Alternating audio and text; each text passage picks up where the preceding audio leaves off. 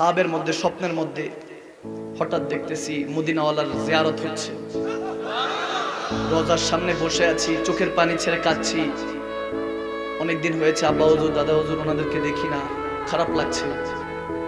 কাঁদছিলাম ইয়া রাসূলুল্লাহ বলে কাঁদছি, কসম করে বলছি লা ইলাহা ইল্লাল্লাহ মুহাম্মাদুর রাসূলুল্লাহ, কালমার কসম করে বলছি, আমার রাসূল আরবীর নালাইন পাকের কসম।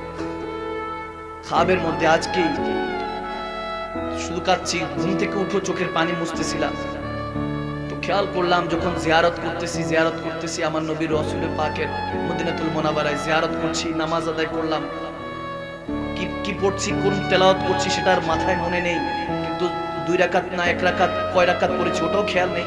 নামাজ পড়ে এতটুকু দেখছি যে সেজদায় গিয়ে আল্লাহর কাছে কাঁদছি, ইয়া রাসূলুল্লাহ মদিনাওয়ালার পাশে দাঁড়িয়ে নামাজ পড়ছি, কিন্তু আল্লাহ এই যোগ্যতা তো আমি গুনাহগারের নেই। যখন কাঁদছি যে আল্লাহ তুমি আমার গুনার উপর এমন ভাবে পর্দা দিয়ে রেখেছো, মানুষ তো এখন অনেক ভালো আলহামদুলিল্লাহ, আপনারা অনেক ভালো, আমার থেকে অনেক ভালো, আপনাদের পায়ের নিচে ধুলাবালির যোগ্যতা আমি মাকদুম সালমাদানি নেই। আপনারা শুনেন ভালোবেসে এই জায়গাটায় বসিয়েছেন কসম, নয়তো এই যোগ্যতা নয়। বিসমিল্লাহির রহমানির রহিম পায়ের নিচে নুক্তার জ্ঞানও আমি মাকদুম শাহর কাছে আলমাদানির কাছে নেই। আপনারা শুনছেন ভালোবেসে, যা টুটা ফুটা জানি তাই পড়াচ্ছি তাই বুঝাচ্ছি, এরকম বলে কাঁদছি যে আল্লাহ তুমি পর্দা দিয়ে রেখেছো। যদি পর্দা সরিয়ে দিতে কেউ তো হয়তো বা সম্মান করতো না, ভালোবাসতো না।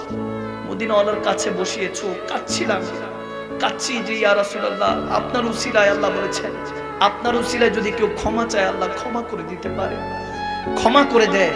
ওই নিয়ত নিয়ে যখন কাঁদছি, খাবের মধ্যে দেখছি কি জানি মদিনাওয়ালার রওজা থেকে একটা হাত বের হয়ে গেছে। মনে হলো কেউ যেন একজন হাত বের বলতেছে টেনশন করিস না, তওবাতুন নাসুহা তওবাতুন ক্বাবলাল মাউত, মৃত্যুর আগে দরজা খোলা আছে, তওবা করতে থাক, আল্লাহ কবুল করবে। আমি নবী মুস্তাফা তোর সাথে আছি আলহামদুলিল্লাহ, আমার এর থেকে আর কিছু চাওয়া নেই। আজকে ওই কামলিওয়ালা নবীর প্রেমিক হয়ে দেখো বান্দা, আমরা তো একজন আরেকজনের গীবতের মধ্যে ব্যস্ত, চুগল